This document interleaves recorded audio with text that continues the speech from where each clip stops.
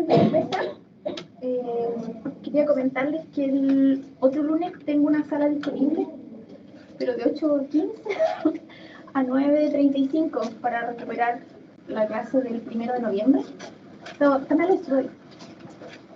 Así que no podía ir después del laboratorio porque tengo que tomar una prueba en esa hora y después no tengo horario disponible, ¿ya?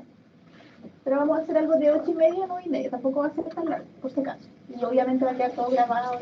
Así que ahí les voy a mandar un correo de la sala, que es la 403 de este edificio, ¿ya? De 8:30 a 9:35, para recuperar la clase del 1 de noviembre, ¿ya? Y lo otro es que hasta ahora, la fecha del examen sigue siendo el lunes 18 de diciembre en la mañana, ¿ya? Lo más probable es que sea en este edificio, porque el edificio de al lado es el que va a estar cerrado, ¿ya? Así que hasta ahora sigue siendo la fecha del examen, ¿ya? Eso. ¿Alguna consulta antes de partir? ¿No? ¿Todo claro? Ya. Muy bien. Vamos a ver hoy día algunos trastornos del hígado, vesícula biliar, y la verdad es que páncreas exocrino, la verdad es que tenemos que hablar un poquito más que nada de pancreatitis crónica, porque la aguda ya la habíamos comentado, ¿no es cierto?, en las clases anteriores. Solo se alcanzamos si no lo vemos sí o sí el lunes, ¿ya? Entonces hoy día principalmente vamos a hablar de hepatitis viral, hígado graso no alcohólico y daño hepático crónico, ¿ya? Y de ahí nos vamos a conversar un poquito sobre lo que es la cirrosis, la hipertensión portal y ya un problema de insuficiencia hepática propiamente tal. Ya después todo lo que tiene que ver con trastornos de vesícula, la colelitiasis, colecistitis, coledocolitiasis y la colangitis, ya junto con la pancreatitis crónica, ¿ya? Muy bien. ¿Qué es lo que hace el hígado? ¿Qué se acuerdan del hígado?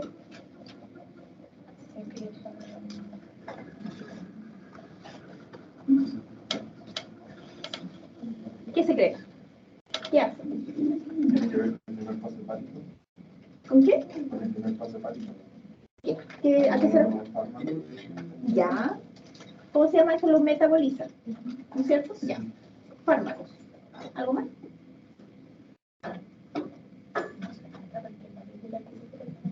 ¿Pero y dónde se produce la bilis?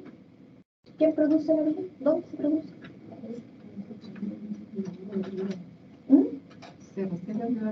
Se guarda en la vesícula, ¿no es cierto? De hecho es como parte de, ahí está pegadita, ¿no es cierto? Esa cosita verde que se ve, ¿verdad? Aquí. ¿Pero dónde se produce entonces? ¿Qué celulitas la producen? ¿Cómo se llaman las células del hígado que están aquí? Los hepatocitos. Muy bien, hepatocitos, ¿verdad? Se producen ahí y vean ustedes que aquí hay una vena central, no sé si se acuerdan de eso. Y después había una triada portal que le llaman. A ver si se ve mejor el otro. No, está en esta. Ahí se ve. ¿Ven? Ahí está, ¿no es cierto?, la vena central, y aquí tenemos una triada portal que tiene que ver con la arteria hepática, la vena hepática y el conducto biliar, ¿ya? Entonces el hepatocito por una cara mira, ¿no es cierto?, a lo que es el conducto biliar, y por el otro lado mira a lo que son los sinusoides, ¿ya?, que son los que forman, ¿no es cierto?, estos vasos sanguíneos, toda esta red de vasos sanguíneos por donde pasa, ¿no es cierto?, todo lo que es la circulación, ¿ya? Entonces tenemos dos caras de este hepatocito. Claro, cuando ellos producen, ¿no es cierto?, esta bilis, la secretan al conducto biliar y ahí llega, ¿no es cierto?, después hacia la vesícula. Entonces me dijeron metabolismo de fármacos, producción de bilis. ¿Qué más hará el hígado? ¿No es cierto? Almacena la glucosa como glucógeno. Muy bien. ¿Algo más? Estos son más que nada ahí para ver la imagen. Uy, que se ve rara ve como muy clarito ahí abajo la diapo. Esta es otra cosa que yo les decía recién. Ahí vemos los distintos tipos de capilares con los que nos vamos a encontrar, y vean ustedes la comparación entre los sinusoides en capilares, por ejemplo, comunes y corrientes, por así decirlo, ¿ya?, que están, por ejemplo, alrededor del músculo esquelético, y vean ustedes que tienen separaciones, ¿ya? Entonces por ahí es más fácil que ocurran, ¿no es cierto?, distintos intercambios y pasen mucho más fácil los distintos componentes. Porque, a ver en el de acá, Otra.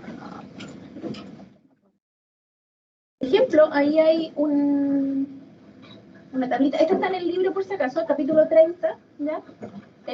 Donde ustedes pueden ver que el hígado participa en el metabolismo de proteínas, ¿no es cierto?, de lípidos y también en el metabolismo de la glucosa. O sea, por así decirlo, el mentolato, un poquito tanto, ¿no es cierto? ¿Ya? Voy para atrás de más. ¿Y qué más quería mostrarles de esto? Era, eso ya lo vimos, por aquí en la estructura, ¿no es cierto?, de lo que es lo mismo que estábamos viendo recién, la vena central, ¿verdad?, la tríada portal. Otra cosa también que andan por aquí dando vueltas son unas células que se llaman las células de Kupffer, ya que son las que participan como verdaderas, por así decirlo, los macrófagos, están en constante, ¿no es cierto?, ahí revisando que esté todo perfecto, todo funcionando ok, y estas celulitas también que están ahí, que se llaman las células estrelladas, que están entre medio, que más adelante vamos a ver que son importantes, sobre todo lo que tiene que ver con el proceso de cirrosis hepática, ¿ya? Cuando están así, cuando no hay alteraciones, se dice que sirven para almacenar vitaminas, principalmente, pero cuando hay cirrosis vamos a ver que son las principales, por así decirlo, efectores en que se provoque, ¿no es cierto?, secreción de colágeno, ¿ya? Esa parte. Otra cosa importante es que tenemos una doble irrigación, ¿ya? Tenemos el flujo de la vena porta y tenemos el flujo arterial propiamente tal, o sea, el hígado altamente irrigado, ¿verdad? Todo lo que ingresa, ¿no es cierto?, a través del sistema sanguíneo pasa por la circulación portal, ¿verdad? Y después asciende hacia como ustedes pueden ver ahí, hacia la vena cava, ¿ya? Lo vimos. Y otra cosa que ocurre, sobre todo cuando hay podríamos decir, alteración hepática, es que hay ictericia. ¿Qué es lo que es la ictericia? ¿No es cierto? Principalmente en las escleras aparece, ¿no es cierto?, la ictericia. ¿Y por qué ocurrirá eso? Bueno, ahí tenemos el proceso, ¿no es cierto?, de dónde viene, ¿no es cierto?, lo que es la bilirrubina en sí. ¿De dónde viene principalmente? Y si vamos más atrás todavía.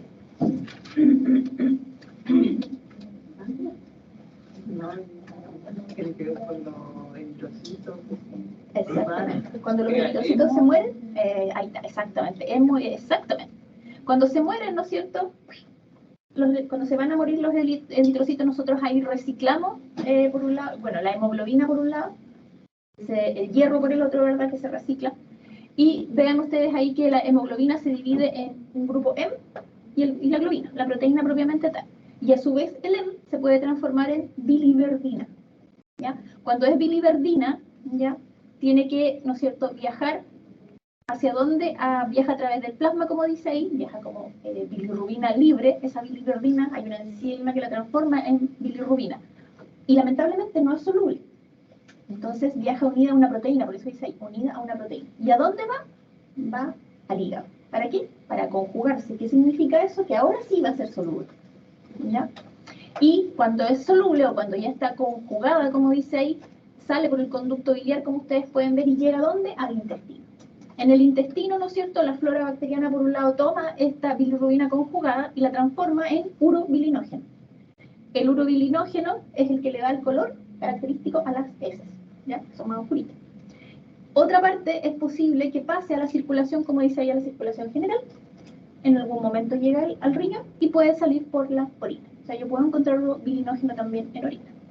Ahora, otra parte de ese urobilinógeno vuelve a la circulación, por la circulación portal, sangre, y vuelve al hígado, ¿ya? Y vuelve a recircular, ¿ya? Ahora, el problema es, ¿no es cierto?, qué va a pasar si el hígado falla, no va a ocurrir todo este proceso. Entonces va a andar esta bilirrubina, por así decirlo, dando vuelta, porque el hígado no va a ser capaz, ¿no es cierto?, de conjugar, ¿ya? Entonces, por ahí viene lo que es la ictericia.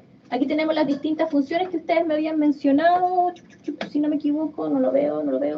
Bueno, Remueve, dice, tóxicos, alcohol, residuos. O sea, ahí está el metabolismo, ¿no es cierto?, del alcohol, por ejemplo, y de algunos productos que no vamos a utilizar, y lo que es la formación de glucógeno, ¿no es cierto? Pero como ustedes pueden ver también, sintetiza triglicéridos, colesterol, la bilis, ya me la mencionaron, y factores de coagulación. ¿Se acuerdan?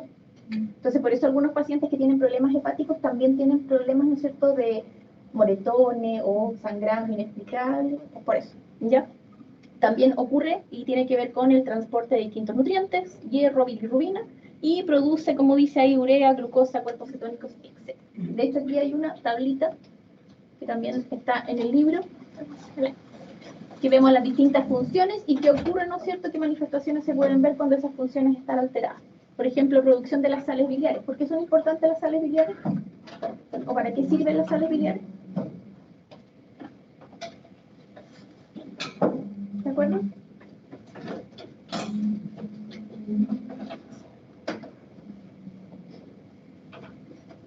¿Qué hacen las sales biliares? ¿Pero dónde se producen? También se producen en el hepatocito. ¿Hacia dónde salen? También salen hacia la vesícula. ¿Ya? Y cuando hay un estímulo apropiado de la comidita cuando llega al intestino, se libera colecistoquinina. Y la colecistoquinina, ¿qué es lo que hace?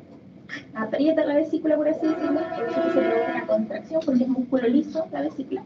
Y por otro lado abre lo que es el esfínter de Oddi y sale este líquido, este líquido biliar con sales biliares. ¿Cuál es la particularidad o qué es lo que hacen? ¿No es cierto? Es rodear en este caso a todas esas moléculas lipídicas que por ser lipídicas y por estar viajando en un ambiente acuoso, ¿verdad?, no se pueden absorber. ¿Y qué es lo que forman? Las famosas micelas. ¿Se acuerdan de eso? La micela. Y ahí la micela llega al enterocito y ahí recién pasan al enterocito y se forman los kilomicrones y después salen a la linfa, ¿se acuerdan? Ya, me faltó ese monito ahí para ponerlo entonces. Pero eso es lo que hacen las sales biliares, ¿ya? Después vemos, conversamos lo de la bilirrubina, ¿no es cierto? Vean ustedes, ahí también tiene que ver con el metabolismo de hormonas esteroideas, ¿ya? Sobre todo las sexuales, glucocorticoides, aldosterona, el metabolismo de los fármacos, como decía el compañero, de los hidratos de carbono.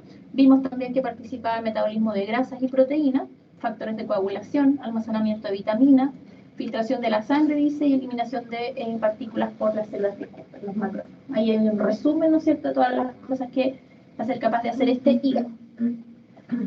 Ahora, dentro de lo que tenemos que conversar está lo que es la hepatitis. ¿Qué es lo que va a hacer la hepatitis? Que termina en itis, es una inflamación, ¿no es cierto? Una inflamación que puede ser aguda o puede ser crónica, ¿ya? Generalmente se dice que puede ser causada por un virus, ¿ya? ¿Conocen algún virus que pueda causar hepatitis?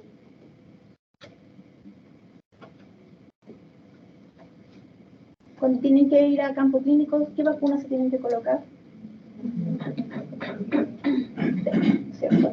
Si es que no la tienen, la ven, ¿verdad? ¿Alguna que se transmita por los alimentos cuando hay alimentos contaminados? La, ¿no es cierto? Ahí hay un A, B. Y no sé si alguna vez han donado sangre, pero dentro de los exámenes que les dicen que les van a hacer a su sangre, hay uno que es VIH, ¿no es cierto? Hay hepatitis B y hay otra hepatitis igual. Ahí ya vi que yo conocía 3. Normalmente se habla que son 5, ahí las vamos a ir mencionando. Ahora, ¿es la única causa que puede causar hepatitis? No. ¿Ya? Hay otras causas, como dice ahí, una tóxica, como el uso excesivo de fármacos, un alcoholismo crónico, patologías autoinmunes también pueden causar una hepatitis, el hígado graso no alcohólico también, y de causas idiopáticas que no se sabe, pero también, ¿no es cierto?, hay cosas que podrían causar una hepatitis, una inflamación, ¿no es cierto?, de estas células hepáticas, ¿ya? Ahora, la hepatitis viral, ¿ya?, tiene que ver exclusivamente con virus, como dices ahí, que son hepatotropos, que le encantan los hepatocitos, ¿ya? Le gustan mucho las células hepáticas, ¿ya? ¿Y qué va a ocurrir aquí? Va a ocurrir una respuesta inmune, ¿ya? ¿Por qué? Porque el virus, ¿no es cierto?, va a ingresar, la célula, el hepatocito lo va a procesar, lo va a cortar en pedacitos chiquitos, ¿y qué va a hacer? Lo va a presentar dentro de una molécula de histocompatibilidad de clase 1, en la superficie. Va a llegar el linfocito TCD8, ¿no es cierto?, que tiene receptor específico para esta molécula, y va a decir, esto está raro, vamos a destruir este hepatocito. Y ahí empieza, ¿no es cierto?, el proceso inflamatorio propiamente tal, ¿ya? Porque va a ocurrir, ¿qué cosa? muerte citotóxica, ¿ya? Porque esta célula, este hepatocito, me está presentando un antígeno extraño en su superficie, ¿ya? Entonces eso ya me va a estar provocando un daño. ¿Qué síntomas vamos a sentir? ¿Qué síntomas van a haber, ¿no es cierto?, en esta persona que está sufriendo este proceso? Todo lo que tenga que ver con un proceso, ¿no es cierto?, inflamatorio, ¿ya? O sea, por un lado puede haber fiebre, puede haber malestar general, pueden haber náuseas, ¿no es cierto? Y ahora, si hay un proceso inflamatorio, puede haber una hepatomegalia. ¿Qué es lo que es una hepatomegalia? Crecimiento, ¿no es cierto?, de él. O sea, ahí vamos a ver inflamación, hepatomegalia, ¿no es cierto? Y por supuesto, si esto se inflama, va a haber dolor, claro. Ya esos son como los hallazgos clínicos, los síntomas característicos que podemos observar. Otra cosa también es que van a estar aumentadas las transaminasas. ¿Qué son las transaminasas? Son las enzimas que se encuentran en el hígado. Ya, muy bien, exactamente. De hecho, las más comunes o las más mencionadas, por así decirlo, es la alanino-aminotransferasa y la aspartato-aminotransferasa, que ellos mueven grupos amino del aminoácido, los transfieren hacia otra molécula y forman nuevas moléculas, ¿ya? Aparece por ahí el piruvato, ¿no es cierto?, que sirve para el ciclo de Krebs, o para el glutamato también, ¿ya? Y resulta que, claro, esto lo produce el hepatocito, ¿ya? Y normalmente están distribuidas en el citoplasma del hepatocito, ¿ya? Si dibujamos el hepatocito, vamos a dibujar una. No voy a dibujar las otras cosas porque soy pésima para el dibujo, porque no se bien.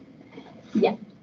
Normalmente entonces la que está más aumentada, que aumenta primero, dice, es la alanino, la ALT, que ya está en azul, vamos a pintar de azul. Y esa generalmente se encuentra en grandes cantidades en el citoplasma, como yo les decía. Ahora, la otra, vamos a pintar rosita, la AST también la vamos a encontrar en el citoplasma, tal vez en menor cantidad, pero también la vamos a encontrar dentro de las mitocondrias, ¿ya? Entonces existe lo que se conoce como el cociente de Ritis que se hace, en donde me ayuda a mí a evaluar el diagnóstico, dice, rápido de la posible afección en este caso, de esta inflamación. ¿Por qué? Porque si tengo un cociente, o sea, si yo divido la AST por la ALT, que es menor de 1, generalmente se habla de un daño que es leve. Por ejemplo, una hepatitis viral, pero aguda. ¿Qué quiere decir agudo? Que es en un periodo, ¿no es cierto?, menor de 6 meses.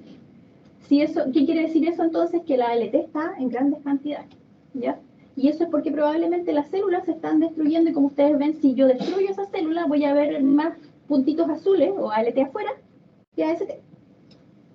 Ahora, si es mayor que 1 el cociente, quiere decir, ¿no es cierto?, que la AST es la que está aumentada y por lo tanto aquí ya hay un daño más importante, ¿ya? Y generalmente, por ejemplo, se piensa esto cuando hay una hepatitis crónica que ya es agresiva. ¿Por qué? Porque implica que se está destruyendo tanto el hepatocito como los componentes intracelulares, en este caso la mitocondria. Entonces voy a ver mayor cantidad de AST en sangre, porque claro, esta célula se destruye y pasa hacia la circulación, y por eso que yo lo puedo medir, ¿ya? Entonces por eso se habla, y generalmente un hallazgo característico son estas transaminasas que se ven, ¿no es cierto?, aumentadas en la circulación.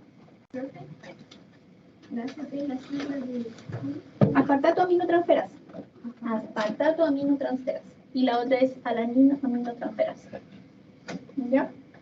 Otra cosa también que yo voy a encontrar, sobre todo en sangre periférica, ¿no es cierto?, va a ser unos linfocitos que son atípicos, ya que aquí se ve horrible la foto, pero esto es un linfocito típico, un núcleo grandísimo.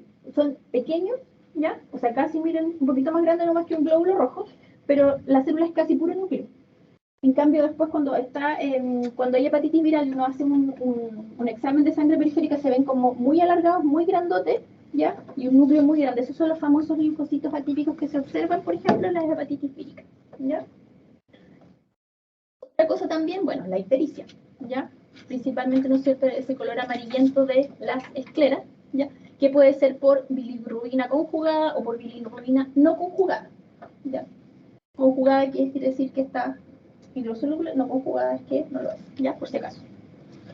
Entonces aparece, y bueno, ¿qué pasa con esta bilirrubina? Es que le encantan los tejidos elásticos, ¿ya?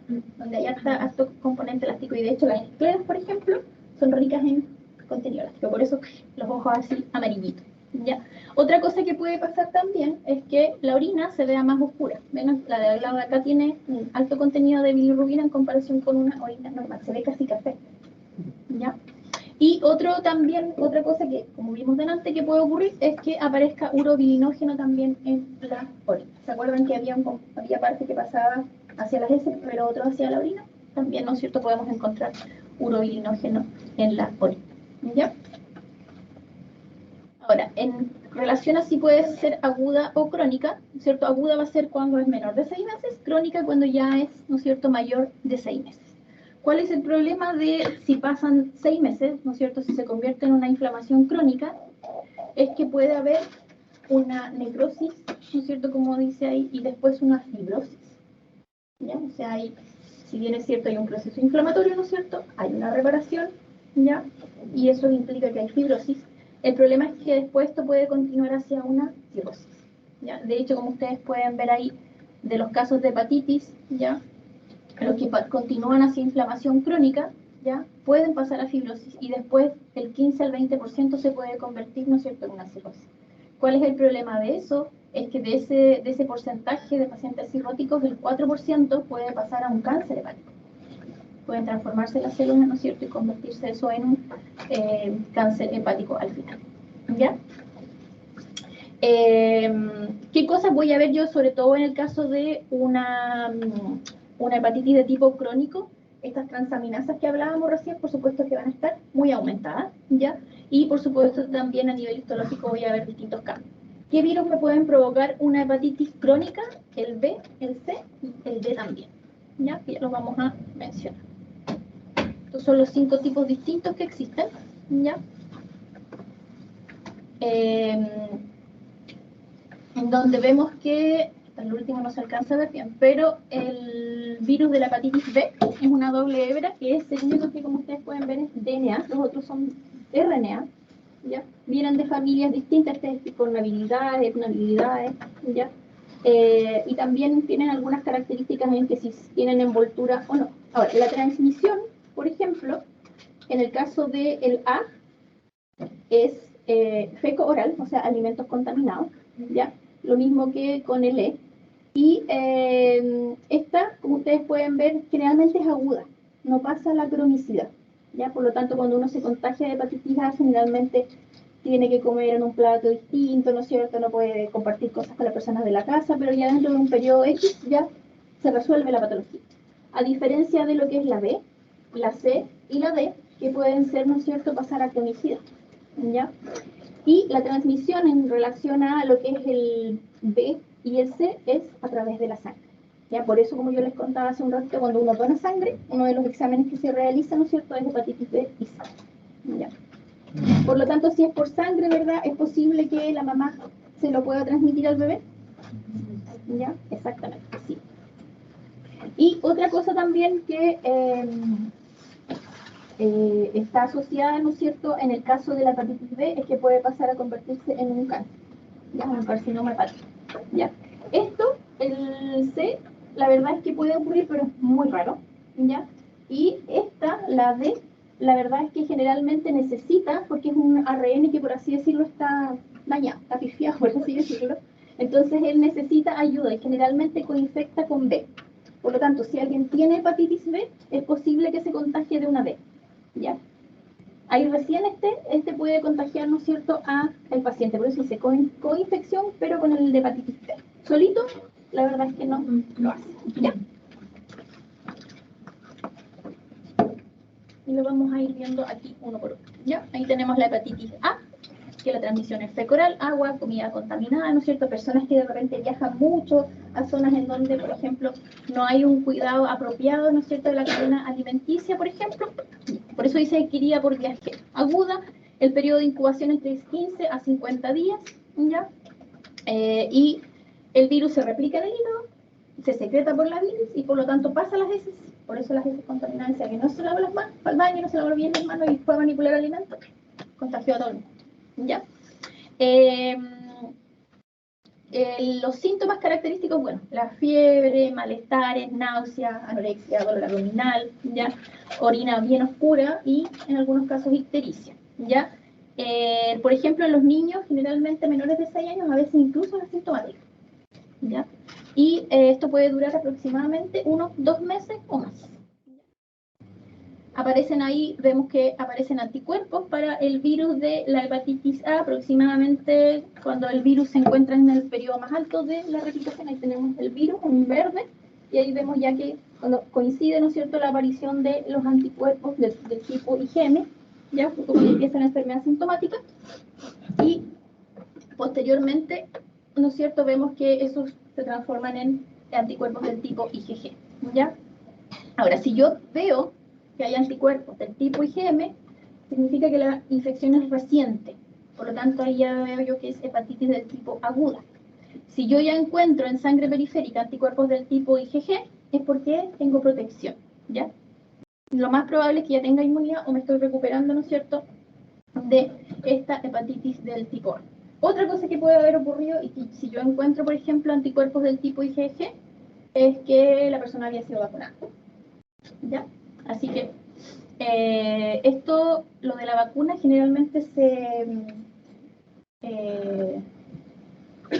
propone para aquellas personas, por ejemplo, que trabajan en la manipulación de alimentos, o personas que viajan mucho a zonas en donde, por ejemplo, la manipulación de alimentos no es la propiedad, se conoce, ¿ya? Ahí se propone que la persona se vacune contra este virus de la hepatitis A, ¿ya? ¿Dudas hasta ahí? ¿No? Profe, ¿le utiliza los recién nacidos porque se provoca entonces por inmadurez del hígado? Sí. No alcanza, ¿no es cierto?, a conjugar a la glicemia. Y por eso nacen amarillitos. ¿Y qué efecto hace la luz? La degrada la sensible, fotosensible. Ah. Entonces, claro, ahí mi hija nació amarillita.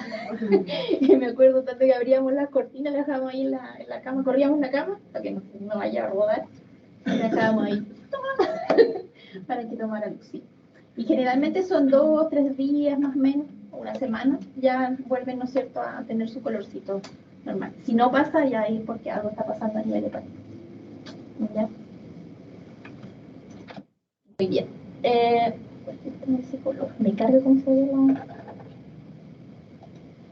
como que estuviera anémica la pantalla. Ya. Hepatitis B. Transmisión sanguínea. Por lo tanto, ¿no es cierto?, vemos que hay vía sanguínea, que si yo compartido de repente jeringas, que ya sea drogas, medicamentos, etcétera, ¿no es cierto?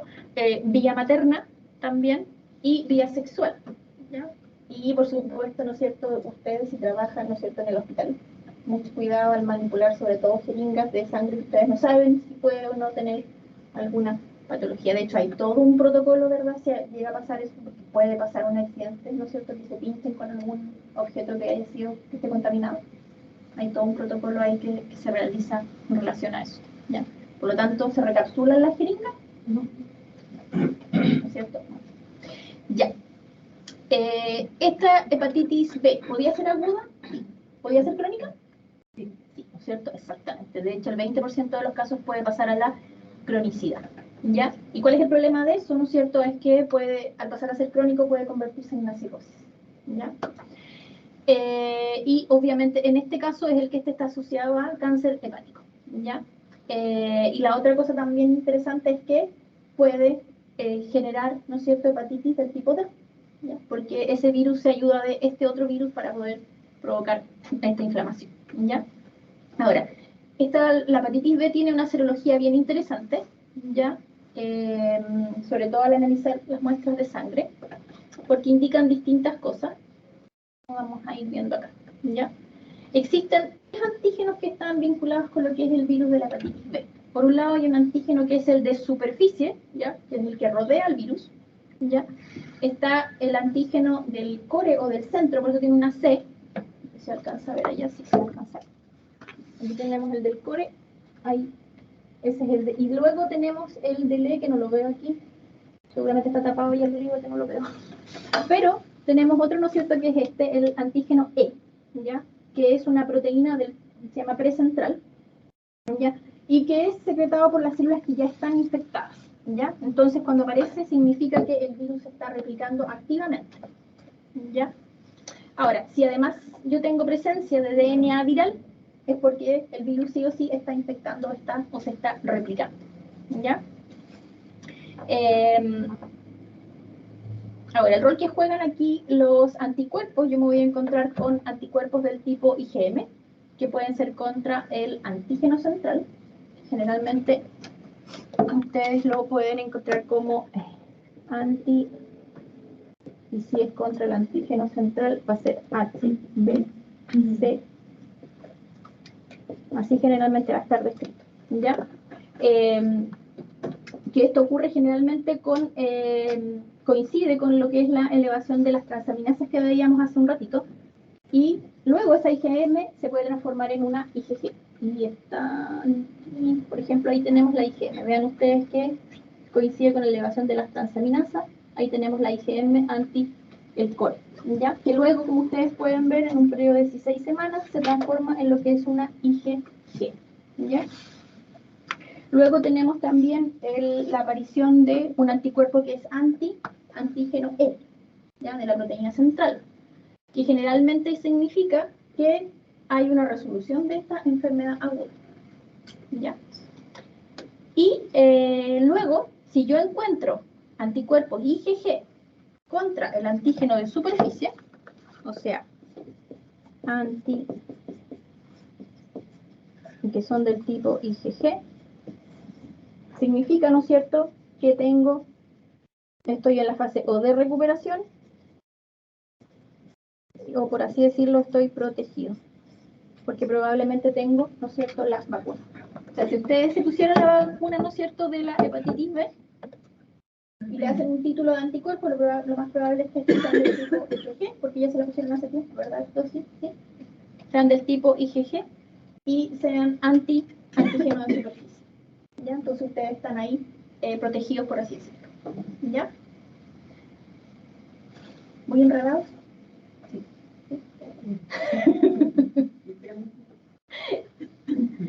Ya, ¿cuántos antígenos hay entonces? Harto, ya, muy bien, harto. ¿Qué antígeno tengo? El antígeno de superficie, ya. Está el antígeno C, ya, que es del core o del centro, y el antígeno E, de la proteína central, ¿verdad? Perfecto.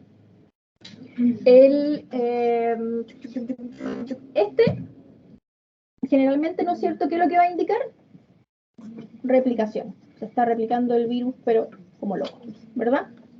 El antígeno central y el antígeno de superficie también indican, ¿qué cosa? Infección. ¿No es cierto? Infección. Ahora, dentro de los anticuerpos que yo tengo el anticuerpo C, ¿verdad?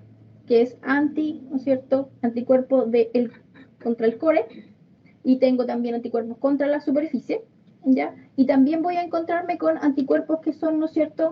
Sí, lo tengo en el otro lado.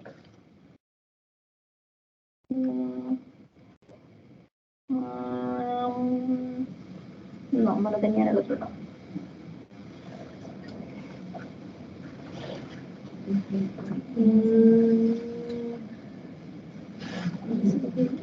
No, está bien, sí. Anticuerpo C y anticuerpo B. Estaba chamullando. Aquí tengo lo mismo en realidad, por si acaso. Y ahí vemos un dibujito de lo que pasa, ¿no es cierto?, en relación a la infección por hepatitis B. Entonces tengo antígeno de superficie, ya, que implica, ¿no es cierto?, infección, y ya si yo lo tengo presente por más de 6 meses porque se está replicando lo mismo que el E. Si tengo presencia de DNA viral, con mayor razón me va a indicar infección, ¿ya? Y si tengo anticuerpos presentes del anticore, anti-C, ¿ya?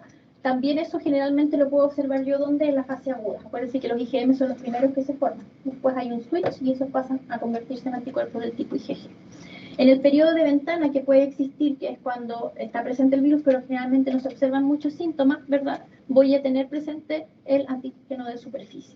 Luego ya, cuando tengo anticuerpos de tipo, ¿no es cierto?, IgG, ¿ya?, sobre todo el de superficie, es porque ya esta persona, ¿no es cierto?, está o se está recuperando o tenía la vacuna previa, ¿ya?, o se vacunó y la vacuna, ¿no es cierto?, logró recuperarlo. La vacuna en sí se prepara ¿contra qué cosa? Contra el antígeno de superficie. Por eso ese es el que me sirve a mí para decir, se está, ¿no es cierto?, o está vacunado o se recuperó, ¿ya? Porque se prepara a partir del antígeno de superficie, purificado, obviamente, se trata, ¿no es cierto?, se cría y se cultiva, por así decirlo, es el antígeno atenuado, obviamente, ¿ya? Y la protección ocurre en el 95% de las personas, ¿ya? Generalmente es casi 100% efectiva. Lo ideal sería que después que uno se haga, ¿no es cierto?, las 3 dosis de la hepatitis B, se haga un título de anticuerpos para ver en qué porcentaje o en qué cantidad, ¿no es cierto?, tenemos. Porque ocurre al menos unos 2 o 3 meses después, ¿ya? Que no se hace porque igual es costoso, ¿ya? Yo tenía un jefe que tuve que se tuvo que vacunar como 5 veces contra la hepatitis y nunca tuvo un título de anticuerpos apropiado. Y claro, tenía problemas inmunes. Necesitaba él trabajar con pacientes y todo, y no podía, se vacunaba, le hacían el título, no pasaba nada, le hacían el título. Entonces no pudo trabajar él directamente con los pacientes. ¿Ya?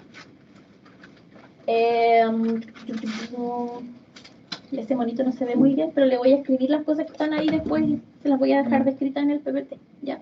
Pero ahí cuenta la historia de cuando entra el virus, ¿no es cierto?, infecta a los hepatocitos. Aquí presenta el hepatocito, ¿no es cierto?, con su molécula de histocompatibilidad al antígeno, viene el linfocito citotóxico y lo destruye, y luego menciona los distintos antígenos que presenta.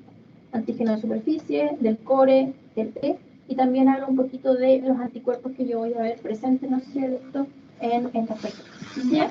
Que el que más me interesa, ¿no es cierto?, es el de superficie. Muy bien. La hepatitis E, ya me salté a la E, porque esta en realidad es muy parecida a la A, que la transmisión es fecal oral. Generalmente son mariscos que están contaminados con el virus, ¿ya? Y presenta también un estado agudo, no es crónica, no pasa la cronicidad, ¿ya? Los marcadores serológicos principalmente consisten en anticuerpos del tipo IgM, que indican que hay una infección activa, pero si yo encuentro anticuerpos del tipo IgG es porque esta persona está protegida y es señal de recuperación. Pero no hay vacuna. O sea, la persona se infectó y creó anticuerpos, ¿ya? No es porque haya sido vacunada. ¿Pero no puede pasar así, No. ¿Cuál es el problema que existe con esta hepatitis, sobre todo en las mujeres embarazadas?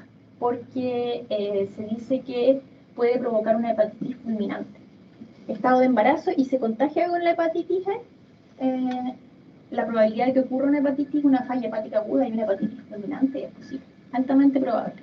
¿Ya? Por eso generalmente se menciona este virus de hepatitis E. ¿Ya? ¿Qué quiere decir hepatitis fulminante? Que hay falla hepática y no hay cómo revertirla. Y la persona se puede morir. ¿Ya? Este otro, la hepatitis C, como ustedes pueden ver, también tiene esta transmisión, ¿no es cierto?, sanguínea, ¿ya? O sea, vía sanguínea, vía materna también y, por supuesto, también la vía sexual. Aquí también vemos que de agudo puede pasar a ser crónico, ¿no es cierto?, y también puede convertirse en cirrosis y también en cáncer, pero es más raro en comparación con el B. Ahora, este virus genéticamente se dice que es muy inestable y por lo mismo hay distintos genotipos y también hay distintos subtipos, ¿ya? Por eso es tan difícil, por eso no hay vacuna para esto. Porque claro, vas a hacer una vacuna contra cierto antígeno, pero vas a poder vacunar a cierta población y a esa población tal vez le haga efecto si es que era el mismo, si es que tiene el mismo antígeno, ¿ya? Ese es el problema, que es muy inestable. Pero como tiene una envoltura, generalmente los anticuerpos que se mencionan ahí, por ejemplo el anti-VHC que dice ahí, es contra esta envoltura de este virus, ¿ya? El periodo de incubación pueden ser entre 2 a 26 semanas, ¿ya?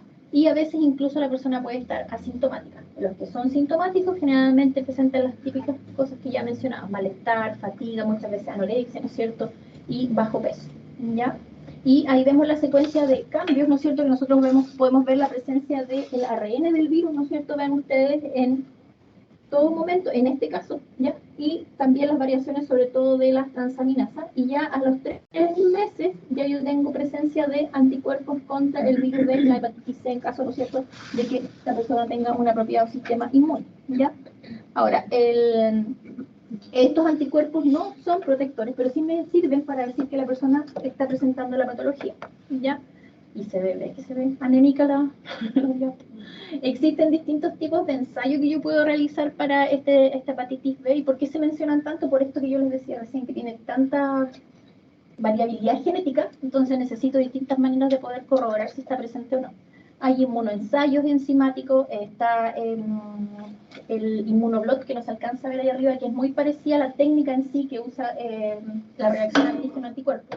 La primera se hace una placa, como los test de ELISA, ¿verdad? Donde se pone la muestra del paciente y en las placas tienen distintos antígenos. Si se ve color, desarrollo de colores es porque es positivo, ¿ya? Eso mismo se puede hacer también en un inmunoblot, como se ve en la fotito de al lado, ¿ya? En donde yo voy a ver en una membrana de un papel especial, si veo marca, ya, paciente positivo, ¿ya?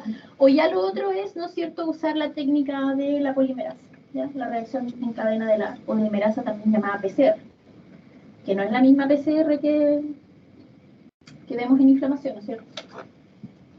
La PCR que vemos nosotros, la proteína C reactiva, ¿verdad? ¿O no? ¿O es lo mismo? ¿Es lo mismo o no es lo mismo? Esta PCR que está aquí.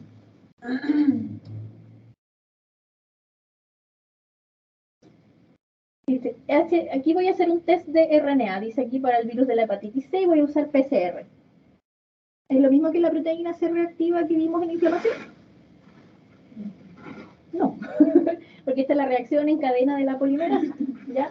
Es cuando a partir de una muestra pequeñita, aquí le tomo una muestra de sangre al paciente, que no se alcanza a ver, pero ahí, ¿verdad? Hago una extracción del RNA, una RT PCR, ya, para formar hebras de DNA y después yo lo veo, ¿no es cierto?, lo incubo con distintos primers que están dirigidos contra la secuencia de DNA de esta hepatitis y es posible que yo pueda detectar, ¿no es cierto?, luego de realizar la técnica, ¿no es cierto?, si es positivo o no, ¿ya? ¿No sé? Esa es la electroforesis. Esa es otra cosa. Pero ahí, por ejemplo, en el caso de la electroforesis, lo que tú haces es extraer la muestra y extraes proteínas, ¿ya? Luego las proteínas como que las cortas en pedacitos muy chiquititos y ahí lo corres en un gel, como dices tú, de agarosa generalmente o de acrilamida por acrilamida y corres ese gel y ¿cuál es la particularidad de que los poros de esa acrilamida van desde más chiquitito a más grande y te va separando las proteínas? Vas a tener como un bandeo. Muy parecido a eso de allá como si lo pudiéramos teñir. Y luego, lo que se hace es que esa membrana se transfiere a un papel, puede ser de nitrocelulosa, ¿ya? Se hace como un sándwich y esas proteínas las transfieres al papel. Y ahí van a quedar tus proteínas pegadas en el papel. Y ahí tú le puedes agregar anticuerpo, por ejemplo, dirigido contra una proteína en particular, y después incubas con un secundario y lo puedes ver desarrollo de color. Es súper chorito, pero te demoráis como 2 días. Ahora hay unas técnicas más modernas en donde todo este proceso se demora un día. Extraes la proteína en la mañana, corres el gel, transfieres en media hora, porque hay unas máquinas que te permiten hacer eso ahora. Antiguamente, cuando yo era joven, se demoraban 24 horas, o sea, toda la noche. Y después las incubaciones, 1 hora cada anticuerpo y listo. Desarrollo color. Maravilloso. ¿Ya? Pero es parecida. En sí, la base es reacción antígeno-anticuerpo. Todas estas técnicas tienen esa base. Hay algunos que hablan, cuando les hablan a ustedes de inmunofluorescencia, mismo estoy. Hay una proteína, tengo un anticuerpo que está marcado como un fluoróforo, ¿ya? Y si está la proteína aquí, el anticuerpo con el fluoróforo lo reconoce y se ve fluorescencia. Ahora, lo que se hace también son las inmunofluorescencias secundarias en donde hay un primario, ¿ya?, que la reconoce, pero este primario no tiene fluorescencia, sino que viene un secundario con fluorescencia. ¿Y por qué? Porque así la reacción se ve con mucho más color, sobre todo si el antígeno es escaso. Entonces, todas esas fotos que vemos cuando vemos por ejemplo, los tumores que veíamos a veces manchas de color café, eso no es con fluorescencia, pero la técnica es lo mismo. Por ejemplo, diaminobencilina, que el color es café. Hay otro que usa fosfatasa alcalina, que el color se ve rojo, ¿ya? Entonces, si yo puedo detectar distintas proteínas en los tejidos, las biopsias, por ejemplo, puedo buscar distintos marcadores, porque ya tengo el anticuerpo contra una proteína específica del marcador. Entonces, generalmente a las biopsias les hacen una serie, ¿no es cierto?, de estos test para probar. Pero eso demoran tanto generalmente los resultados. ¿Ya? Eso. ¿Alguna duda más? ¿Consulta? ¿No? Ya. Muy bien. Acá tenemos la hepatitis D, ¿ya? que, como yo les decía, ¿no es cierto?, solamente va a infectar si el antígeno. El concepto es que el PCR al final era como reacción en cadena de la polimerasa. ¿Ya? Ya me perdí. Ya. D. El D era solamente, por así decirlo, infecta solamente si la persona ya tiene, ¿no es cierto?, el virus de la hepatitis B. ¿Por qué? Porque el virus del RNA de la hepatitis D, el virus de la hepatitis B, es, como dice ahí, defectuoso. Ya necesita ayudarse de alguien más. ¿Ya? Cuando se habla de coinfección, cuando está la persona infectada simultáneamente con el B, se infectan de los dos, por así decirlo. Cuando es superinfección y es más severo, es cuando el D, ¿no es cierto?, sobrepasa el B, por así decirlo. Hay una mayor cantidad de RNA, ¿no es cierto?, del virus de la hepatitis B, y en este caso, ¿no es cierto?, el paciente con hepatitis B ya es crónico. Por eso se dice que es más severo. Y por supuesto las vías de transmisión van a ser las mismas que el de la hepatitis B. ¿Ya? Si hay presencia de anticuerpos, ya sea IgM o IgG, puede indicarnos que hay infección activa y no indica esto que sea protección, por si acaso, ¿ya? Que no hay protección. Por lo tanto, si yo me tengo que cuidar, voy a cuidarme obviamente de la hepatitis B, porque si no hay B, no existe la B. ¿Ya? Muy bien. Y estas tablitas se van a ver muy feas, pero es como un resumen. Esta es la primera, ¿no? Ahí está. De los distintos tipos de hepatitis A, B, C, D, E. ¿Ya? Y por ejemplo, ahí hablan de presentación clínica, los síntomas y datos de laboratorio. ¿Ya? Por ejemplo, en la presentación clínica dices el inicio, en A es súbito, B dice insidioso, C, D, I, E, perdón, C y D insidioso también, ¿no es cierto? Repentino. ¿Ya? En cuanto a los síntomas, por ejemplo, fiebre, A frecuente, B raro, lo mismo que el C, y en caso de D y E frecuente. ¿Ya? Son tablas resúmenes de cada uno de los virus. ¿Ya? Después la siguiente habla de pruebas serológicas, ya que se pueden realizar antígeno o anticuerpo, ubicación del virus principalmente, ya sea en sangre, en heces o en algún otro sitio, y también los resultados que yo puedo obtener, gravedad de la enfermedad, tasa de mortalidad, si pasa cronicidad o no, y si tiene estado de portador. Ya lo mismo que acá, la transmisión, ¿no es cierto?, de qué tipo es, oral, percutánea, sexual o perianal, ¿ya? Y si hay vacunas o no. Entonces, ¿para cuál hepatitis sí hay vacuna? Y la ya en esas dos nosotros vemos vacuna. Y en el caso de la D, ¿no es cierto?, no hay vacuna, pero si yo me vacuno contra la hepatitis B, me protejo también de la D, ¿vale? La hepatitis autoinmune, ¿ya? Con... Uy, ¿por qué no se va esa cosa? ¿Ya? Tiene que ver con que aquí hay un defecto, algo está pasando, sobre todo en el antígeno, ¿se acuerdan del antígeno leucocitario humano?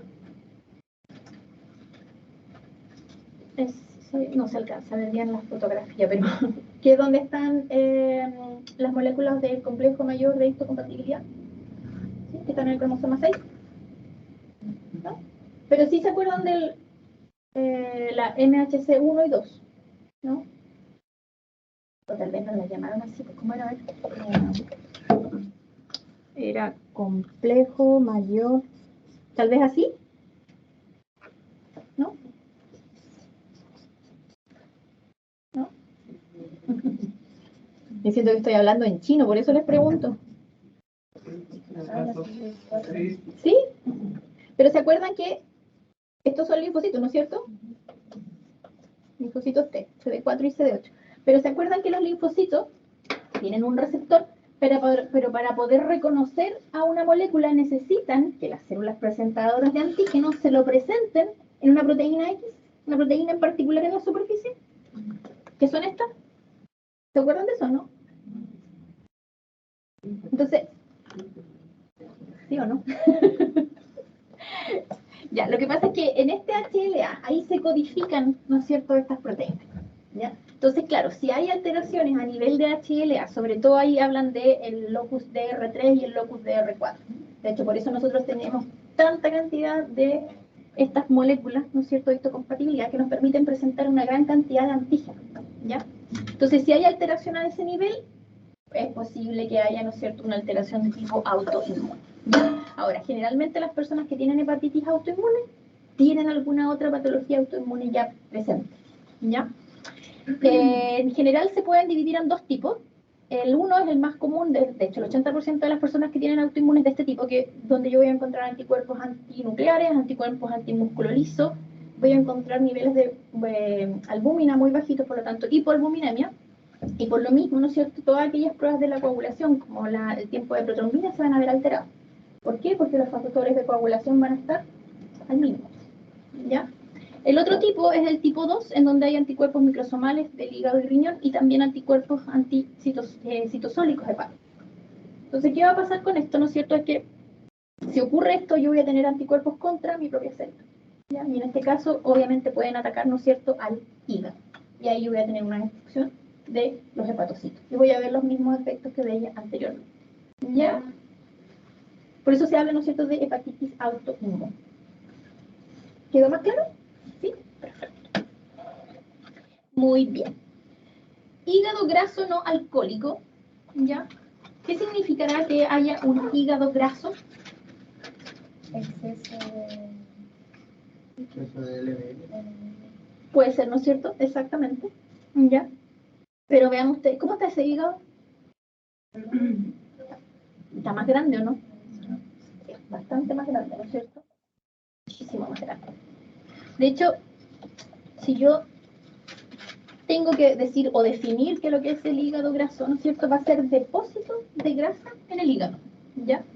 En este caso, el que vamos a ver nosotros no está relacionado con el alcohol y no está relacionado con una infección viral, ¿ya? Porque esos otros dos, tanto el alcohol como las infecciones virales, igual podrían en algún minuto llegar a transformar este hígado en un hígado graso.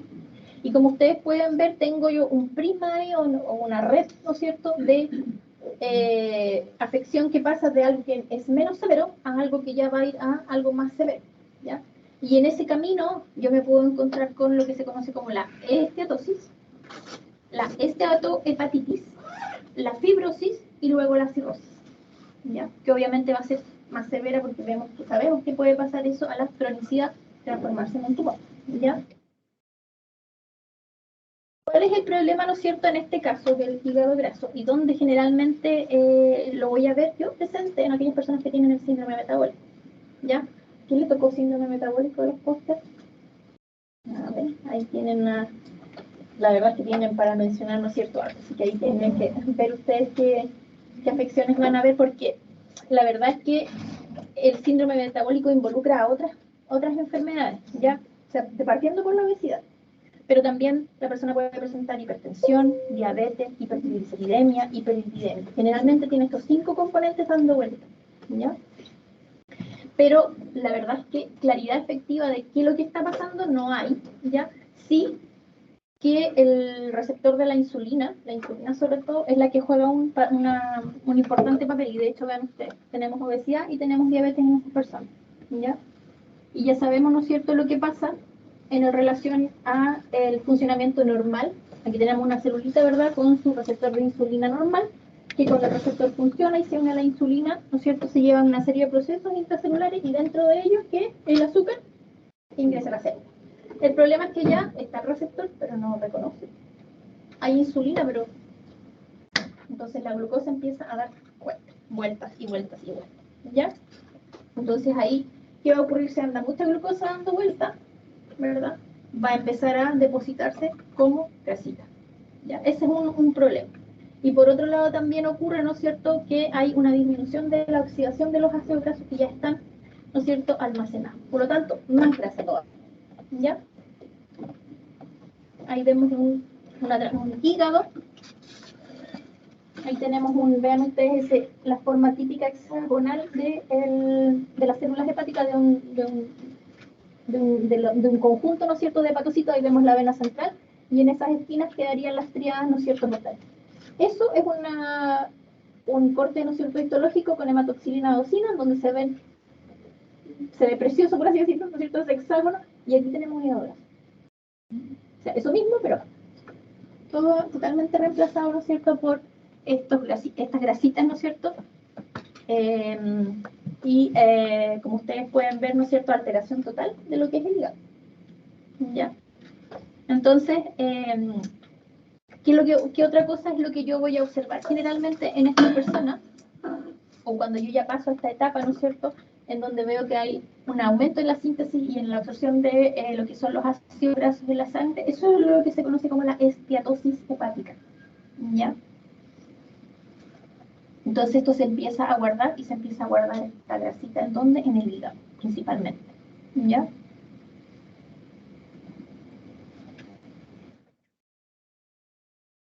Ahí vemos lo mismo. Acá la foto ya no se ve tan bonita, pero sí se alcanza a notar en el hígado graso que en vez de células veo como espacios blancos y a todos esos grasitos. No es que ahí falte parte de la célula, sino que estas células han sido reemplazadas por grasa. Y vean ustedes también el tamaño, cómo aumenta, ¿ya? Ahora, si uno hace una, ¿cómo se llama? Generalmente en pacientes, ¿no es cierto?, paciente fallecido, ¿verdad? Se puede ver, se ve que el hígado está mucho más grande y de color amarillento, ¿ya? Grasoso, ¿ya? Y se dice que está como suavecito, pero es producto, ¿no es cierto?, de esta acumulación de grasita, ¿ya? Ahí vemos también otra vez lo mismo. Vean ustedes, ¿no es cierto?, llenos son todos esos circulitos solamente grasa, ¿ya?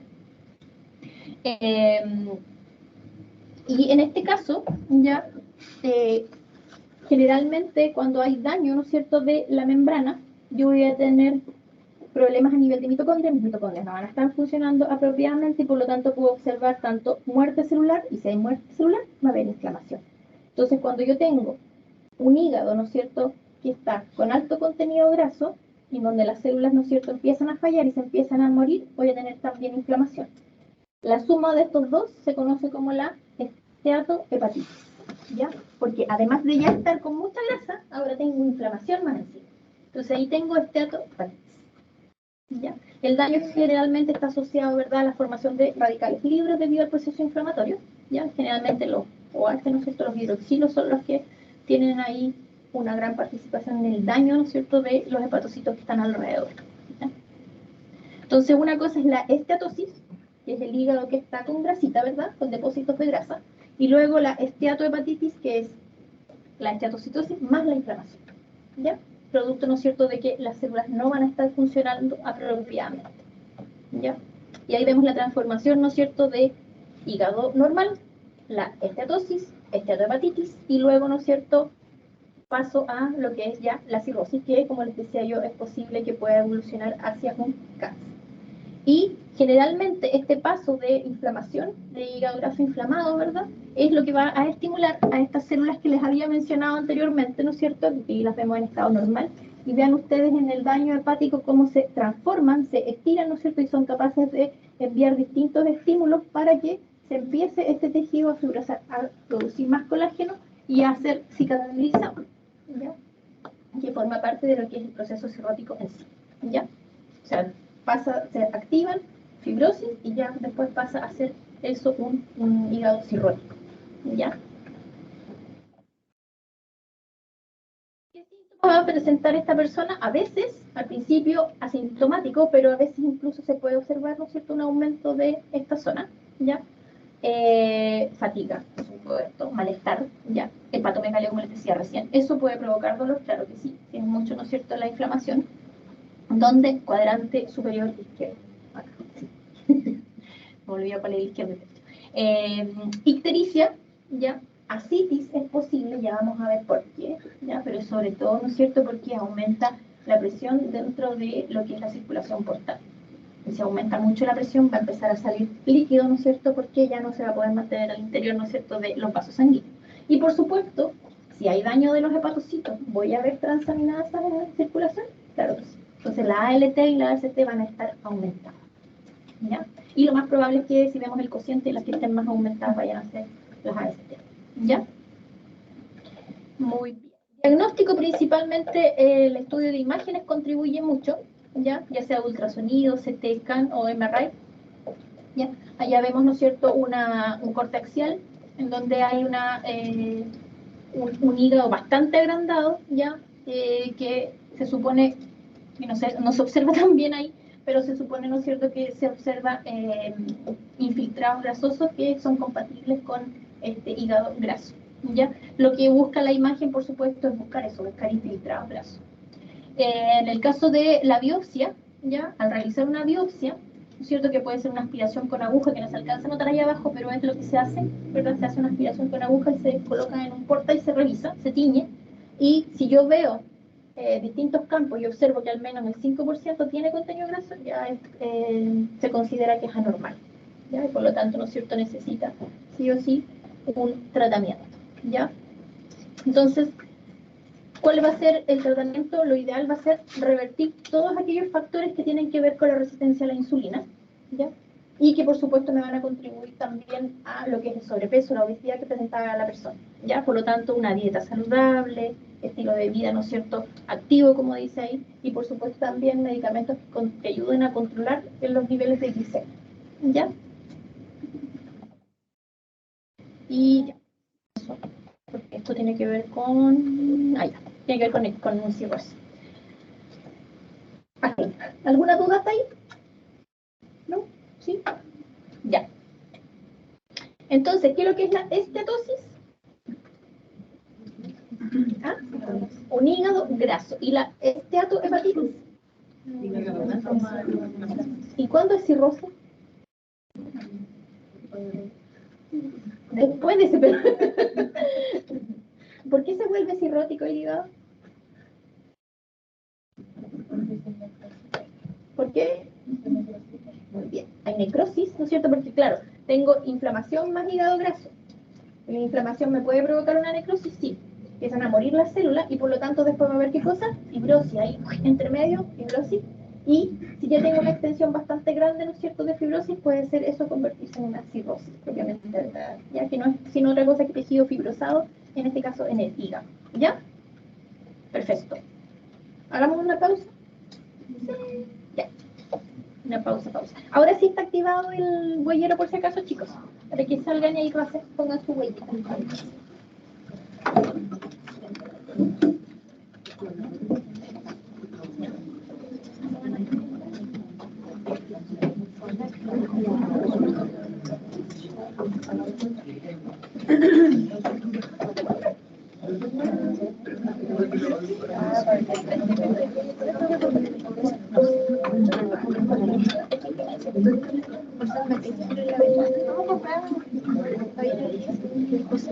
Pero lo voy a subir aquí. Sí, así. Sí, porque la otra clase de no sé, de hecho, ni siquiera se va a alcanzar a ver la vesícula biliar. Ya.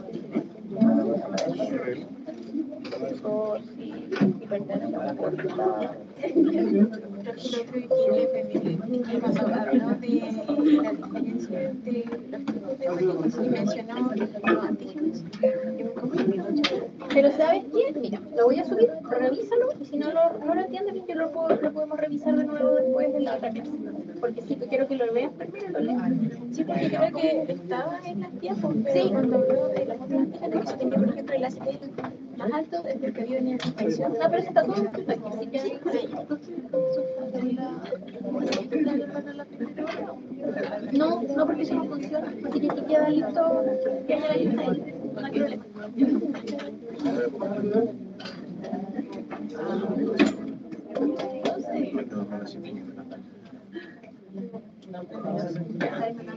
Pero si quieres venir, esa media hora yo no tengo problema. ¿Quieres venir? No, si de hecho yo voy a anotarlos en la lista, así que no te preocupes, de hecho los dejo todos. Entonces, de la recuperación es más complicado. No, va a ser antes del laboratorio. Y después tenemos laboratorio. Sí, ya. Pero no hay problema.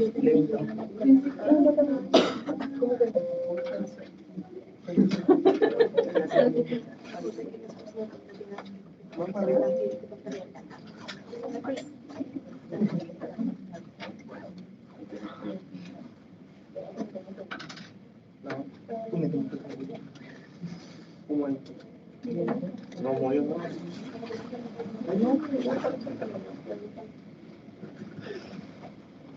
Creo que no me quiere agarrar. Ya, yo lo dejo anotado acá. Mi cuaderno.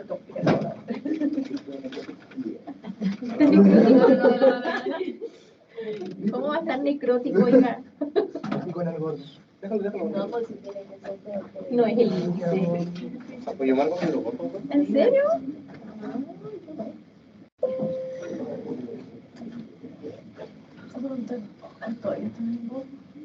Ya. Si a alguien no le resulta, me avisa para dejarlo anotado. Ah, ya. Ya.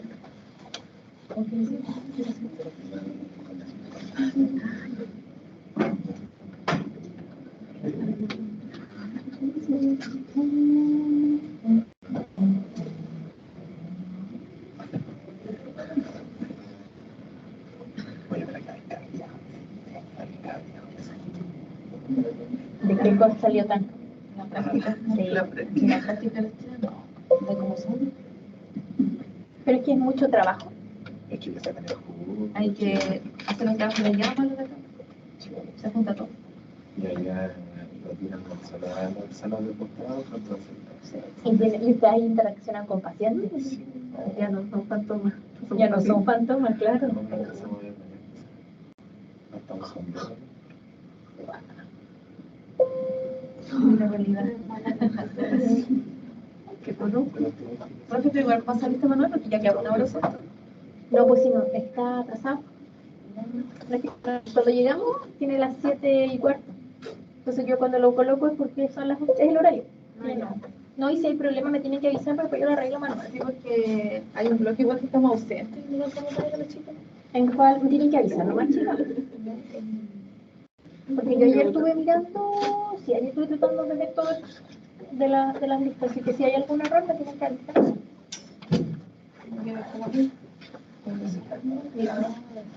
¿Cómo puedo ver mi nota después? No lo revisaron. ¿Tú lo viste ayer allá? ¿El Ayer lunes? di una prueba y la No, semana pero el pasada di lunes- uno igual. Pero es del grupo 1, entonces. Sí, del uno. Algunos se ven otro, pero sí.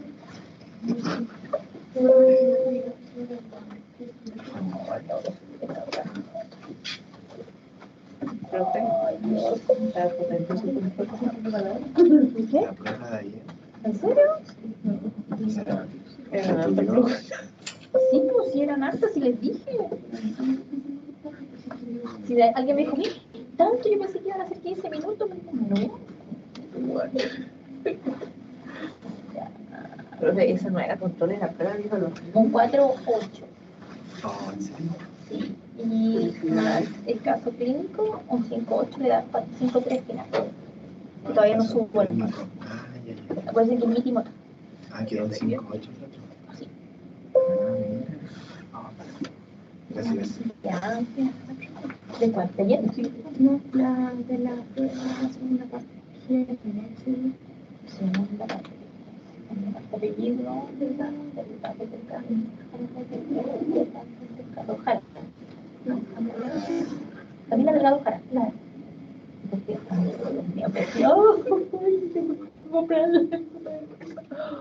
Ya. Esta es la prueba. Sí, esta es la prueba. Esta es la prueba. Pero, mira, esa es la nota final, porque acuérdate que es el 70% y este es 30%. Sí, de la La de ella fue. No, todavía no. Eso yo creo que el lunes o martes lo revisamos. ¿No? Ujú.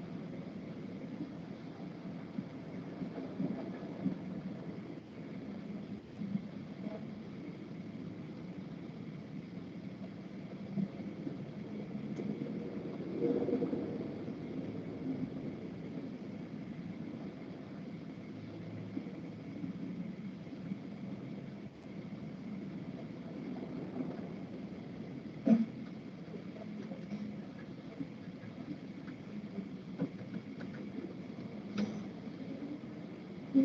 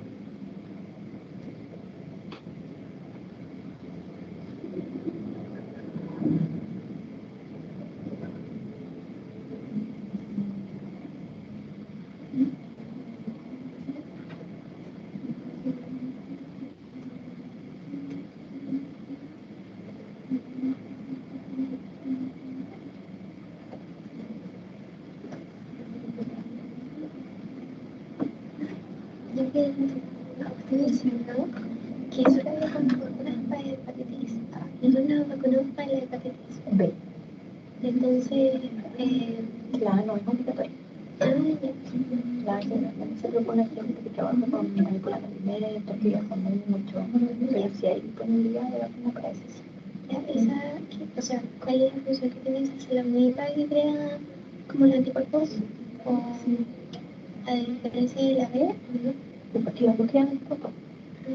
Lo que pasa es que la B explica en el sentido de que hay unos antígenos circulando. El antígeno es el S y el E.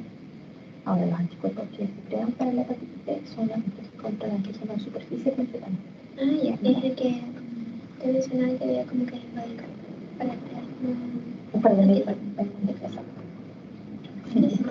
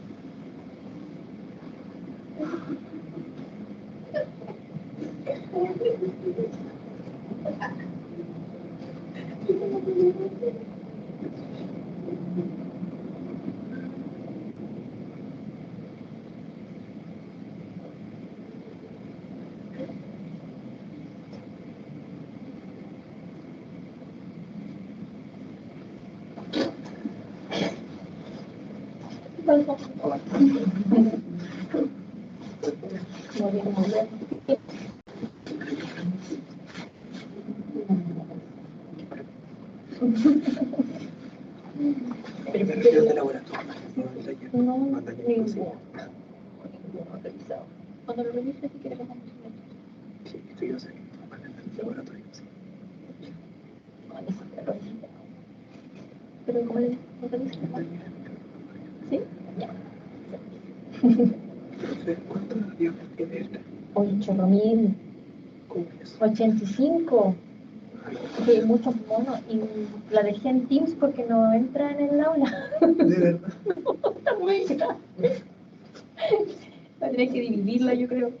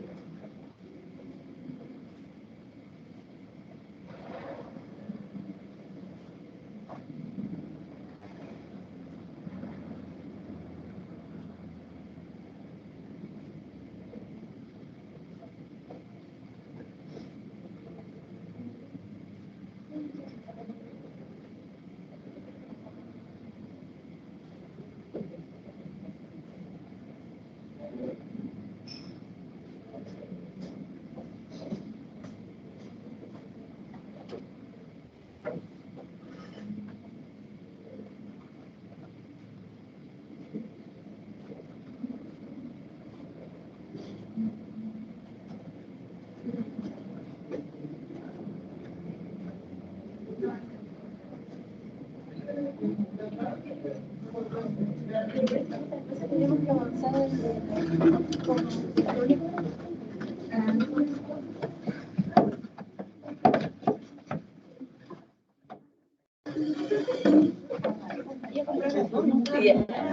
sí, porque yo tengo plata.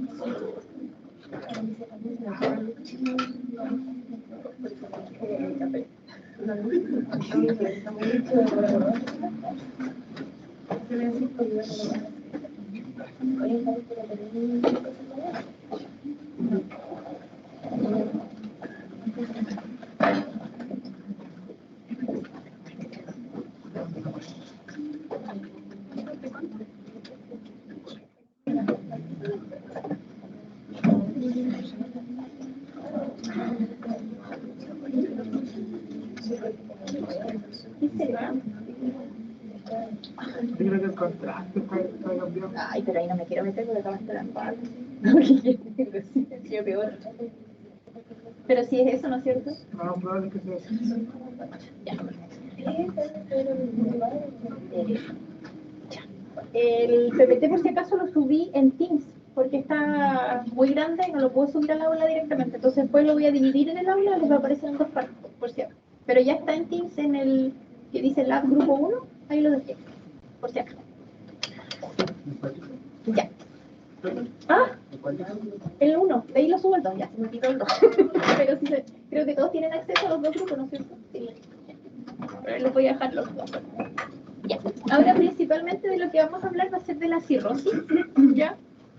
Que cae dentro de lo que son los síndromes hepáticos, ¿ya?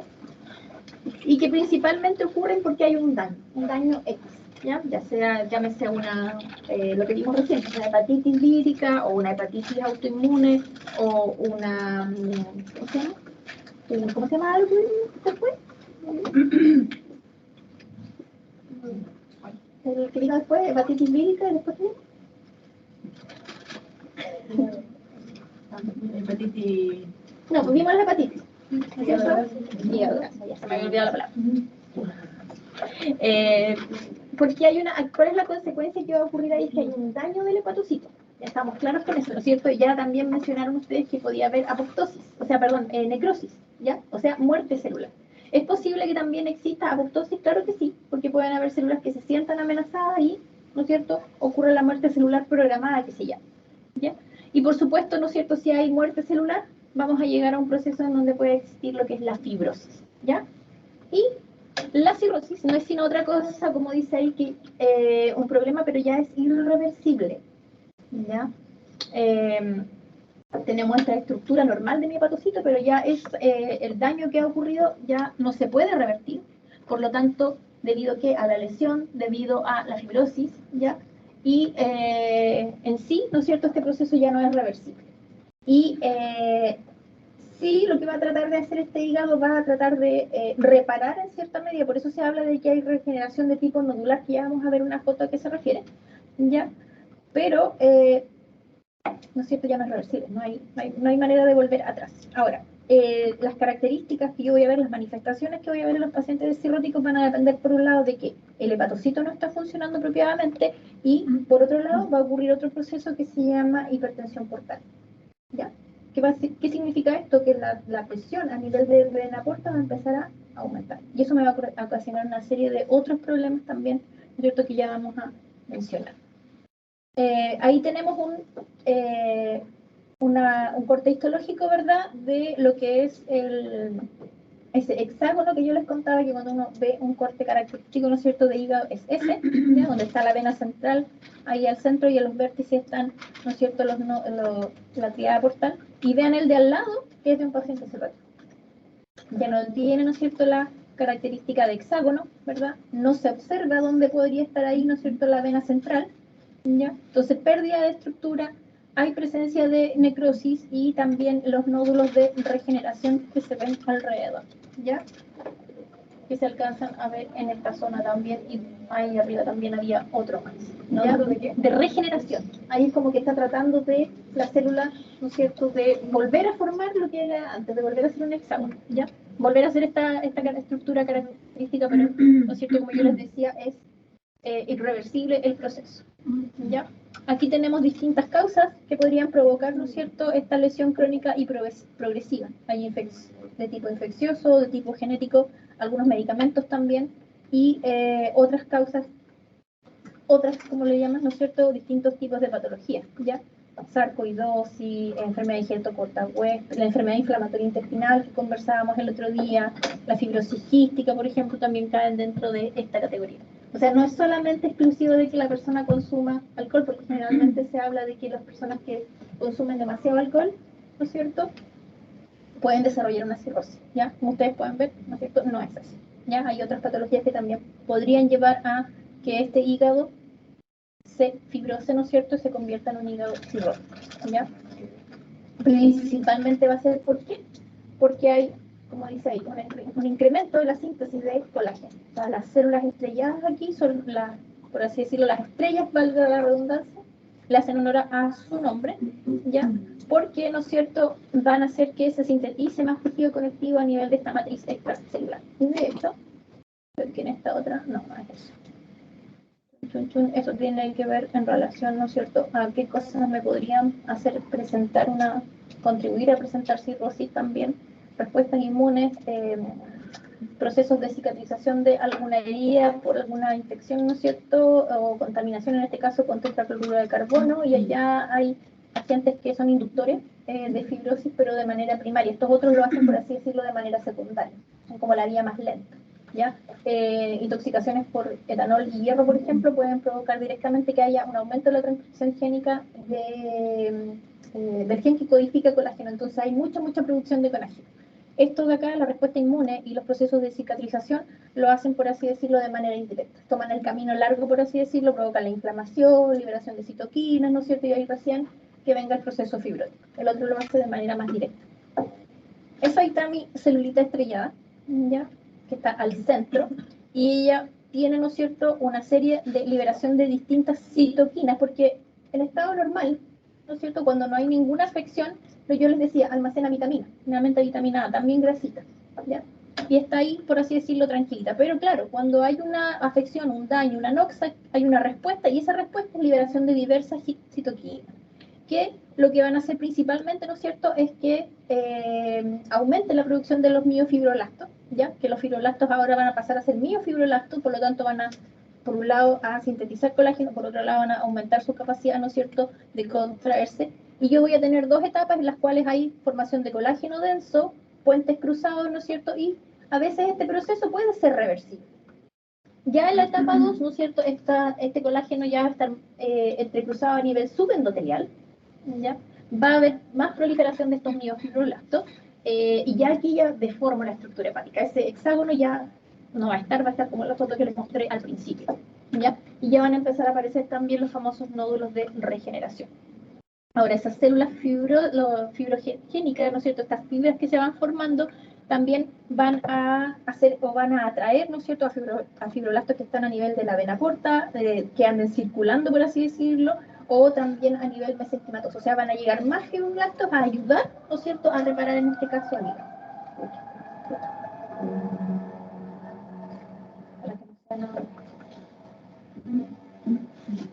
Aquí tenemos, histopatológicamente hablando, las tres características importantes, ¿no es cierto?, que ocurren a nivel de lo que es en la patología de la cirrosis. Por un lado, la pérdida de la estructura normal, ya, el hexágono, la formación de tejido de cicatriz, como dice ahí, cicatrizal, ¿ya? ¿Por qué? Porque se deposita mucho tejido fibroso y colágeno, y los nódulos de regeneración, que están rodeados por el tejido de cicatriz. Ahí vemos como células, por así decirlo, que están sanas, ¿ya? Hepatocitos sanitos. Entonces, 3 características importantes: pérdida de la estructura, tejido cicatrizal, nódulos de regeneración, ¿ya? Histopatológicamente hablando, son las 3 características principales. Ahora, las manifestaciones clínicas principalmente van a ser del tipo constitucionales, gastrointestinales y extrahepáticas. Dentro de las constitucionales, las típicas: fatiga, cansancio, ¿no es cierto?, pérdida de peso; gastrointestinales, náusea, vómito, ictericia; y ya extrahepática vemos desde eritemas, angiomas, coagulopatías, ginecomastia, irregularidades menstruales en las mujeres, ya pérdida de masa muscular también puede ocurrir. Ya, todo esto debido a que el hígado está fallando.